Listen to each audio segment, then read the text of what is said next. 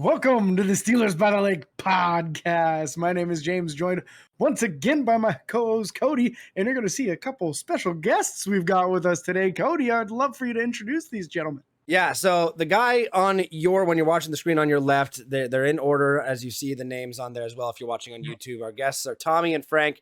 Tommy, I'm going to call him Tommy, but his name, if you ever see him online, is Yo Boy Pizza. He is a fantastic YouTuber. If you guys get the chance, check the link in the description or the bio for this episode. He's hilarious. I've been watching his videos for years. He's a man of faith like myself, so that's really cool, but he does YouTube videos mostly with Madden. He's got the chance to sit down with some of your favorite players, which is mind-boggling and awesome to see. But the first video I ever watched with him, he was actually unboxing like a $5,000 mystery box with random memorabilia from NFL teams. I remember he got like a Julio Jones signed helmet or jersey. I was like, oh my gosh, this is crazy. But it was awesome to see. And he's an amazing guy. And then the guy next to him, Frank is a Twitch streamer like myself. He's doing a great job streaming Madden. I just got done watching him play a game where he almost allowed a comeback. It was pretty close. It was stressful, but again, both these guys the links for their content will be in the bio or description for this video if you're watching on YouTube. We love to support people who are Steelers fans, so that's what we're doing here. Die hard. So before we get too far into this, we want to talk to you guys specifically about what it is that you guys do. So, and how you feel about the Pittsburgh Steelers. We'll go through a couple of questions here. Thoughts first off on the draft. Yeah, just what you want to run through the draft real quick? Any highs, any lows for us or rivalries, whatever. The draft was this was a very exciting draft for me. I think going into it, I didn't want the Steelers to take a quarterback. Just from looking at all the experts, it's like maybe they're not meant to be at least a first round talent. And then the draft came around, and man, I don't know, everything completely switched for me. And I was rooting the entire time for a quarterback, either Malik Willis or Kenny Pickett. Mm-hmm. And then Kenny Pickett came around, and then it ended up coming around to Willis and Kenny Pickett, and I was sure that they were going to take Malik Willis, but my heart wanted Kenny Pickett so bad, being from Pittsburgh, and they took him. We just all lost our minds. So it was cool. I'm just so excited to be able to have him stay in Pittsburgh and just to see what he has. I think he's going to be good for us. Absolutely. Yeah, I was kind of on the opposite end of that. I honestly wanted them to take Pickett at first, and then I'm sitting there, I'm like, we got a bunch of young guys who are still ready to prove themselves. You know, we gotta take a chance, even if it's, even if it goes bad. I mean, you gave it your best shot. Like, this defense is not going to get any younger, so it's a really good opportunity to get these younger guys a chance at playing for a Super Bowl. And I think Pickett was the best chance to do that. Yeah, absolutely. I think James and I couldn't both agree with you guys more on that. Yeah, I was so excited when I saw it was Kenny, because I felt like the season he just had was absolutely incredible. Great. It was great. You can't help but feel good about a guy that had that kind of production in college. So absolutely excited about him. If there was one defensive player from this draft, who are you more excited about? Would it be like the Marvin Leal, the late round linebacker? Who was more excited? Robinson? The defensive lineman. Oh, man, I'm trying to I forget what round they took him in. The Marvin Leal. Yeah. Mm-hmm. I started watching some game tape on him after they drafted him because I didn't know much about him. And he looks like an athletic freak to me. I mean, just some of the things I've seen him do at his size, I feel like not many people can do, and getting him in the later rounds, it excites me. It does. So I'm definitely excited to see what he can end up doing for us. I think there's a lot of potential there. Yeah, so without looking at the schedule, I'm sure you guys have looked at it already. Maybe you guys have done this. I think you actually did this on your podcast as well. A link for that will also be down below. They use an app called Callin where they allow you guys to come in and ask questions and stuff, which is really cool. It's them and their entire friend group. But record prediction for the Pittsburgh Steelers this year. This is a tough one. Their schedule is not easy. I'm sure you guys know and have looked at it before. It looks pretty brutal. And with a rookie quarterback, here's the thing, though. I think I'm starting to trust their defense so much because I guess they're the highest paid defense in the NFL now. It's kind of reminded me of whenever Big Ben came in, a defense that kind of led them far. So as a Steeler fan right now, there's no way I'm going to have them have a losing record, especially under Mike Tomlin. But then again, it's so tough because the Browns are unpredictable because who knows what's going to happen with Deshaun Watson and the Bengals are up and coming. I don't know. I'm going to kind of be more realistic. I'm going to say 9-8 this year. Okay. That's my guess. It's above 500. Mike Tomlin loves that. What about Frank? What do you got for us? I'm gonna go one step above. I'm gonna give them 10-7. I just have a good feeling about it. I think if Deshaun Watson doesn't play for the Browns, which right now it's not looking like he's going to. I think you can at worst, get a split there. We always seem to split with the Ravens because of how close those are. Bengals are a really tough team. The AFC North is absolutely going to be a killer division to get out of. But if we could scrape together a 3-3 against our division, I like our chances. And maybe I'm just a little bit of an optimist, but the defense steals games. Like we've seen that like the past couple years. They will steal games that they have almost no chance of winning. Right. You got to think of the transfer of the quarterbacks because it seems like Mitch might start the season off. Like, how long is he going to be there for? When's Kenny going to get a chance? I mean, Kenny has to get his chance sometime this season. You know what I mean? So, at least I would assume so. Yeah. James and I have talked about that. Here. Yeah, we don't. We would prefer Mitch Trubisky to start behind a young offensive line that's growing together.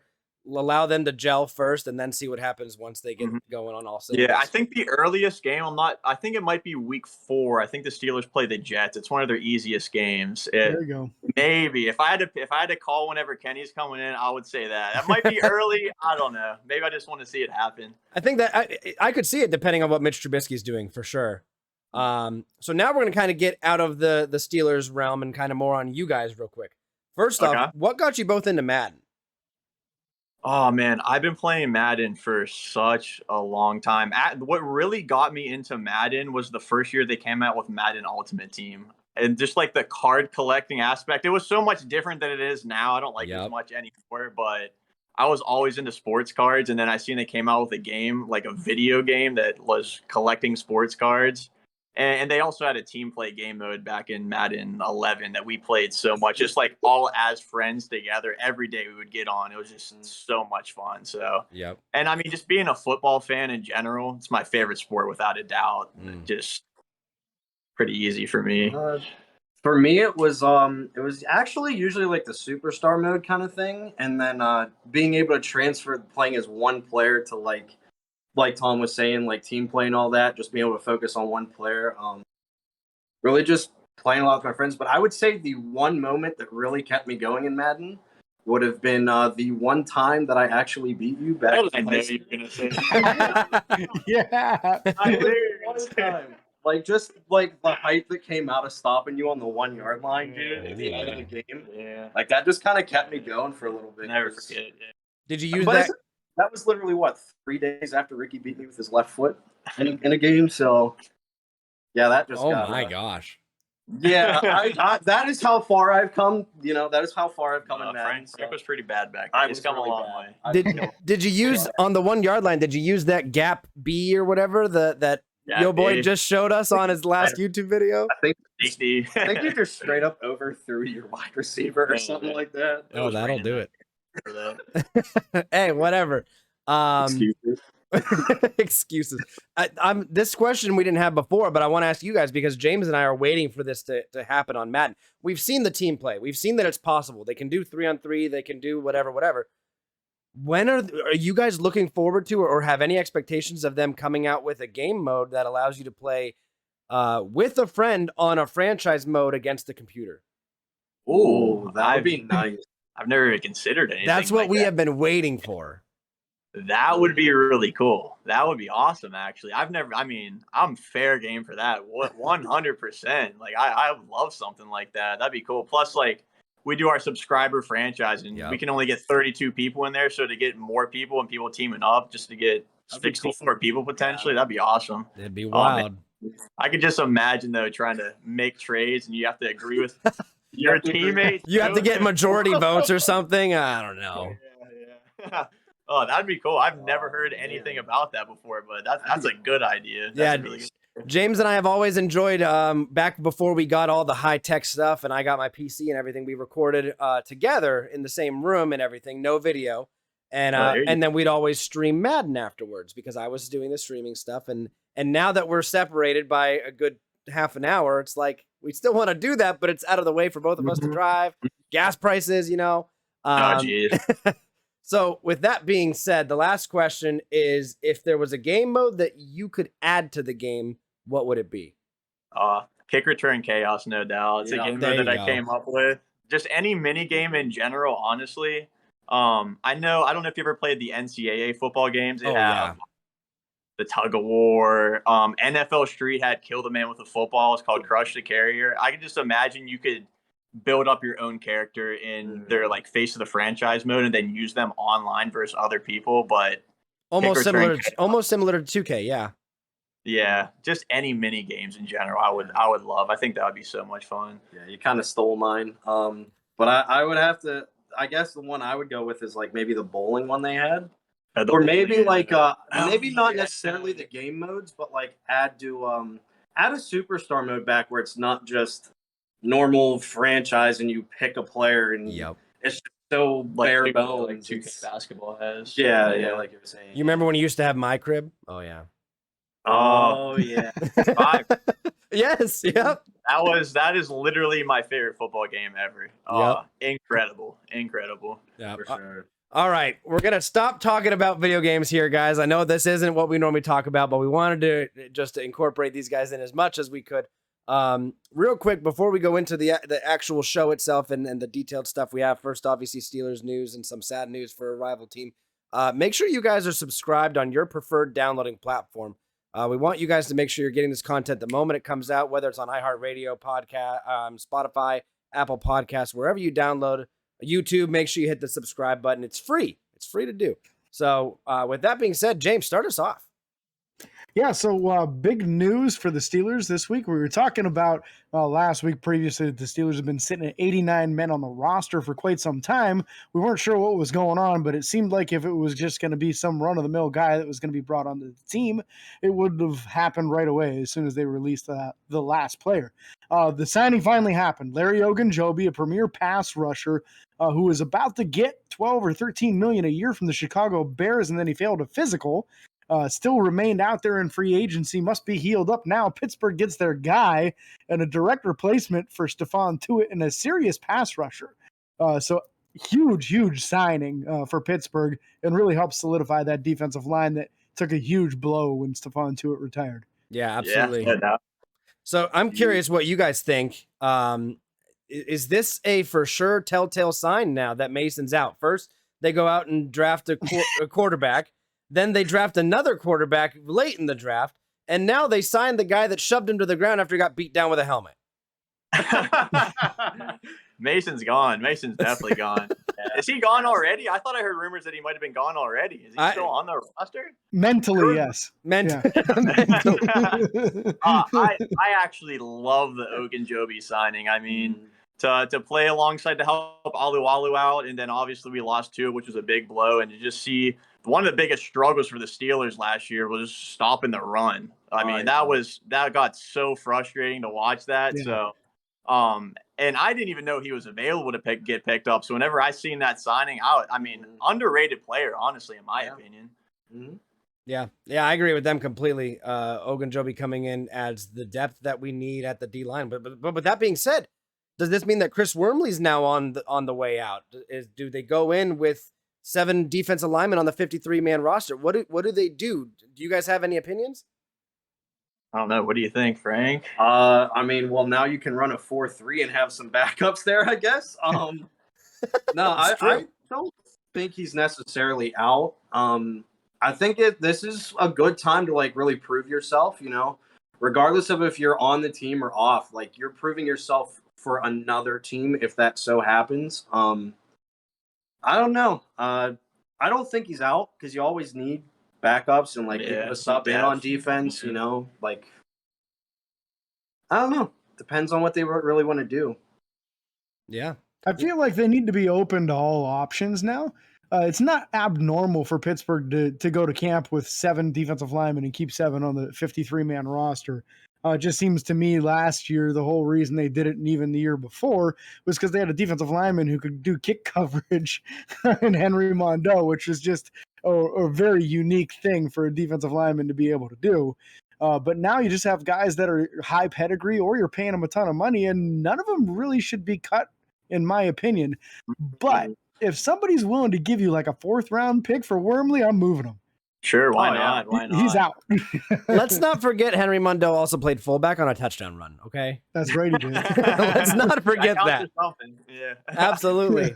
yeah. And just speaking of depth, like I'm really interested to see how all the wide receivers do. I mean, they signed a bunch in free agency. They took who was it? Gunnar Olszewski. They drafted 2 guys. They got somebody from the Ravens. I mean, they have Miles so many Boykin. guys there in the wide receiver room. Yeah, Boykin. That's who it Boykin was. has a That's chance right. to prove himself. Like honestly. I'm wondering who's going to make the cut for that, because I feel like you can't keep everybody, right? I mean, You're right. You're right. You're looking at a good 7 or 8 guys that are either high draft picks or pedigree or somebody that you paid. Mhm. There's going to be an odd man out. Somebody like maybe Anthony Miller, who's a former 2nd-round Yeah, pick of the Bears, could end up being odd man out, or even Miles Boykin, a former 3rd-round pick, could be odd man out. You never know. But it's going to be somebody that surprises all of us, I think. Oh, Yeah. I'm nervous about it. We trade Deontay Johnson. No, I'm just kidding. Nope. Oh man, we will Give get me to 2 that. first-round picks, and I might do it. I don't know. That's true. We'll get to that in a second about Deontay. Real quick, we do want to take a moment to acknowledge the unfortunate passing. The Ravens cornerback, Jalen Ferguson, recently passed away, only 26 years old.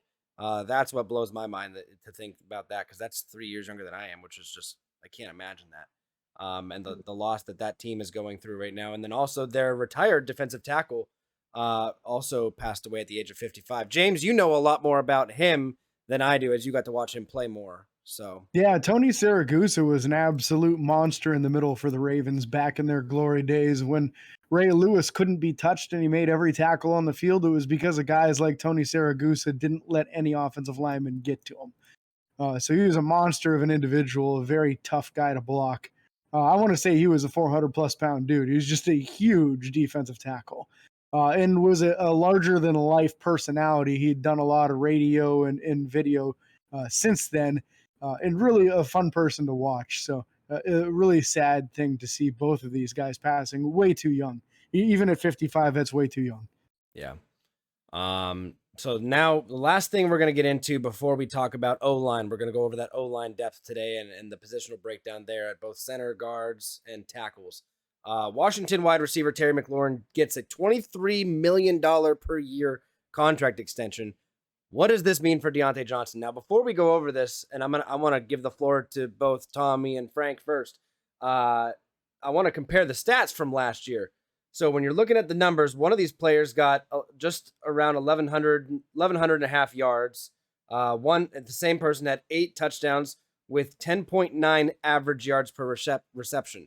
The other player had about 100 yards less, roughly, with only 5 touchdowns and 13.7 yards per reception. Terry McLaurin was the less touchdowns, less yards, more per reception. And it's Deontay, crazy to think of. Deontay also had 30 more receptions than he did. Yeah. I always remember looking back at the stat. I don't know if it still holds true, but out of that draft class, because they're out of the same draft class, and DK Metcalf was a part of that draft class also. And leading up to last year, Deontay Johnson outcaught them, had more receptions than all those guys. But he doesn't stand out as much as like a true number one. And I mean, obviously that comes back to his drop passes. I mean, it's hard to look past that. I mean, I look at him though, and the route running ability that he has, the shiftiness in the open field. I mean, honestly, very few people have what he has. And honestly, I thought he had the chance, and maybe he still does, to be a guy like Antonio Brown almost. But I don't know. I'm nervous now that they're not, I don't know. I don't think they're going to re-sign him, to be honest. They're bringing in all these other wide receivers. They drafted 2 other ones. Man, I don't see them paying him unless he does something insane this year. But even then, I don't see it happening. I'm on the opposite end of you from that. like you were saying, I do see like the comparisons to AB. But he's also a quieter wide receiver. You don't really see that nowadays. Yeah, he doesn't cause problems. A lot of wide receivers are seen as like divas, they always want the ball, all that stuff. But he just quietly goes about his business. Even with all these other ones brought in, I think that was more or less to help Trubisky and or Kenny Pickett, whoever's going to start. I don't think it's necessarily just to try and drive people out or anything like that. As for, I don't know. That's tough. It's tough. It is. I don't think they get rid of him. I'm going to be honest. I don't. He's asking for so much money, though. He deserves it. He's that good. He does, but that money could go other places, and you could keep building up the offensive line more. We have the depth chart. Where do you think that might be? They're looking at it right now. This brings up a good point, though. This brings up a good point of the expiring contracts that are coming up. Deontay Johnson's really the biggest talent. I mean, next year you talk about Zach Gentry's deal is going to be up, but how much do you pay a number 2 tight end? Kevin Dotson's coming up, but he hasn't proven a lot yet. I like him personally. I think he's got a lot of potential, but we haven't seen a ton from him yet. Chase Claypool, the following season, his contract's going to run out. An amazing rookie year, kind of a step backwards last year. We got to pay somebody at wide receiver. Yeah, I definitely the question is, how much are they willing to pay? Right, yeah. I think they would definitely pay Deontay over Chase Claypool. What's up? Jamal. Oh, sorry, guys. No, you're good. So, yeah, just thinking back to that, I am on the same boat as I would say Tommy is basically, I don't think you can re-sign him. I don't think you can keep no, you said you think they will re-sign him. Frank said I don't think they're going to re-sign him. Okay, yeah. I don't think you can. I think the writing's on the wall. They drafted 2 wide receivers this year. The depth chart's there. They went out and signed 2 or 3 more guys. Yeah. At this point, like you said, he'd have to do something dramatic this year in order to solidify his position on the roster, in my opinion. You can't, and it's less the drop passes, it's more of when he drop passes. So many of those times we're on 3rd and short or near the end zone, you end up having to punt the ball away or kick a field goal when you easily should have gotten a touchdown. Just unfortunate timing on his part. But again, even if he has a phenomenal year, I don't know what Pittsburgh's going to be willing to give up financially to keep him there. Right. Yeah, I mean, if he can build the trust with Kenny Pickett and Kenny Pickett has him as his number 1 guy, kind of like Joe Burrow loves Jamar Chase, like maybe that could keep him around, but he's just going to have to go out there and ball out and just prove that he can be Kenny Pickett's number 1 man. Oh, absolutely. Yeah, I think you're right. He needs to prove it on the field this year. I don't think he's going to get the deal before the year. I just don't think they're going to do it. But if he goes and balls out this year, you got to pay the man. You got to keep him around. He has so much potential there. Like, I hope that he's going to be on the team. I just don't see it happening. That's kind of where I stand. I'm a big fan of Deontay Johnson. We're good. Yeah.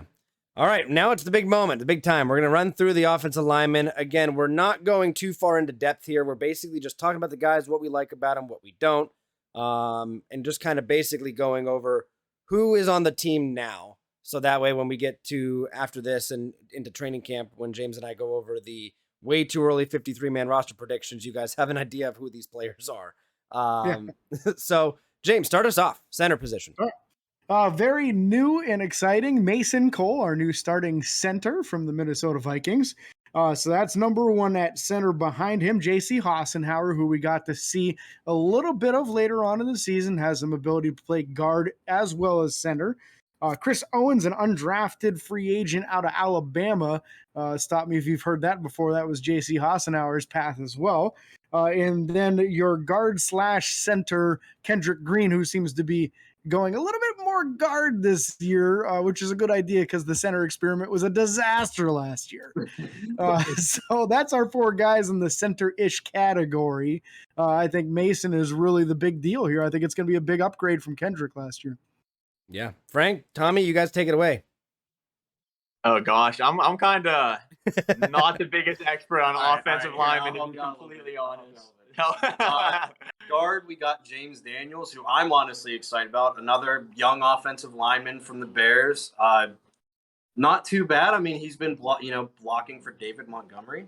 Yeah. So now he gets to block for Najee Harris. So he's pretty much the same kind of like, not necessarily power back, but he's still got the elusiveness to help out there. See who else we got here. Chukwuma Okorafor at tackle again. Easy money right there. Kevin Dotson, Dan Moore. Again, we're not really experts on O-line, but again, young offensive line.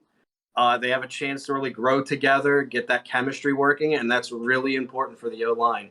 Yeah, the O-line was awful last year, so to see them really address it, in my opinion, is just a much needed thing, and they did that. And it seems like they do have some guys that they could kind of build chemistry around and give Kenny Pickett some help back there, so he's not running for his life every play. Yeah, another big offseason addition being the James Daniels signing, 6'4", 327 guard. You got to imagine, in my opinion, unless Kendrick Green, does something crazy to move in front of Kevin Dotson on that list for guard position, James Daniels and Kevin Dotson, in my opinion, are the two best guards you have, and are drastically better than what we had last year, even though Kevin Dotson was there in and out of the lineup. But James Daniels coming in on one heck of a deal. James and I talked about this before when we signed him. That guard position is much, much better than what it was last year. And then obviously we also have who's the other guy? Nate Gilliam, who was a practice squad guy last year, so nothing really noteworthy. I doubt he's going to push anybody for a roster spot. I feel like it's pretty much just your starters and Kendrick Green and J.C. Hassenauer pushing as the backups, really. So I'll be surprised if anybody else makes a big push there. But I think it's a huge signing with James Daniels. I'm really excited about that. And one of the underrated things is this is a guy coming off of his rookie contract. He's already 4 years in the league, but he's only 24. Same with Chukwuma Okorafor out at right tackle. 4 years in the league, he's only 24. So these guys have some excellent experience, and the whole starting offensive line is very young. I liked how Dan Moore progressed as the season went on. He blocked a lot better in the last half of the season than he did in the first half of the season, where sometimes it was just an open door, people going right by him. So I'm optimistic, and I think the offensive tackle position, we can even expect it better with the same two guys, just knowing that the progression is going to continue with them. Yeah. And then again, that offensive tackle position, we already mentioned Chukwuma Okorafor, Dan Moore. You got Joe Hagg out there. You got Chaz Green, Trent Scott, John LeGlue, Jake Dixon, and Jordan Tucker. Those are the last two guys being the undrafted free agents that we signed. Again, the tackle depth is massive there. And I think that when you compare it to the guard and center and the flexibility that we have at the inside, you think of guys like Kendrick Green, all these guys that can play kind of both positions. I'm excited, and I'm going to call it right now. Maybe we all want to do this. I don't know. I'm going to call Mason Cole, Kevin Dotson, James Daniels, Chukwuma Okorafor, and Dan Moore Jr. as the starting five. Oh, yeah. Yeah. I think we're kind of agreed on that. That was the easy part. Yeah, that was pretty easy, right? My dark horse this year is going to be John LeGlue. I like how he showed last year being able to play tackle and guard, and I thought he filled in fairly well at guard when he played. So I'm excited to see what he can do another year, lifting weights, getting a little bigger and stronger. Let's see what he can show this year. Maybe he can be that number one backup swing tackle and maybe even pass up Joe Hagg in that spot. I'd love to see a little more development. I'm going to be excited to see him play in some preseason games. Yeah, love that 6'7" frame as well, 310 pounds. Yeah. That is a big boy. So with that being said, we did this real quick. There was a lot of pre-show stuff this day. Next week, we'll be going over D linemen, so make sure you guys come and hang out for that. We can't thank these two guys enough. Below me here, Tommy and Frank, Yo Boy Pizza. Thanks for having us. Yeah, absolutely. Throwing Dots on Twitch is Frank's. Again, these links will be in the bio or the description, as well as their podcast on the Callin app. Again, we can't thank you guys enough for listening. Be sure to like and follow on Facebook, Twitter, Instagram, TikTok, and YouTube. Subscribe and ring the bell. It's free. And until next time, this is your host, James Cody, with Tommy and Frank, signing off. Peace. Very much. Peace.